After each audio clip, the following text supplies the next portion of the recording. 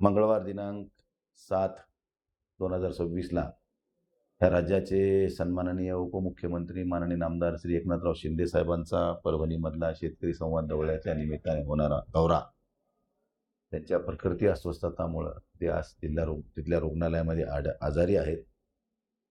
त्यांना डिस्चार्ज होण्याची शक्यता 2 दिवस तरी नाही आहे. त्यामुळं 7 तारखेला होणारा हा दौरा आषाढी वारीनंतर घेण्यात येईल. त्याची तारीख ते निश्चित होईल. त्यामुळे हा दौरा 7 तारखेचा पोस्टपोन करून आपण आषाढीनंतर घेणार आहोत.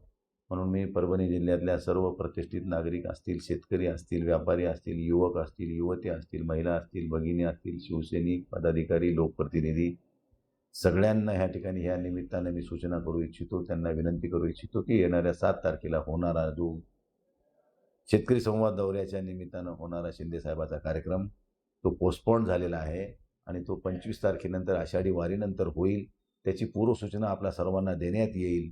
आणि ह्या दौरा अचानक कॅन्सल झाल्यामुळं आपण ती कारणसुद्धा तसं तेवढं महत्त्वाचं आहे. त्यामुळे त्यांची प्रकृती खूप महत्त्वाची आहे. मी ईश्वरचरणी एवढी प्रार्थना करीन की त्यांना चांगलं दीर्घायुष्य लाभावं, ह्या प्रकृतीतून ते लवकर तंदुरुस्त व्हावेत आणि त्यांनीसुद्धा जास्त मेहनत करताना थोडी काळजी घ्यावी, आरामाला थोडं प्राधान्य द्यावं, अशी त्यांनाही विनंती करतो. आणि हा दौरा चांगल्या प्रकारचं नियोजन आज झालेलं होतं, परंतु ह्या महत्त्वाच्या कारणामुळं त्यांच्या प्रकृती अस्वस्थामुळं हा कार्यक्रम 25 नंतर होईल.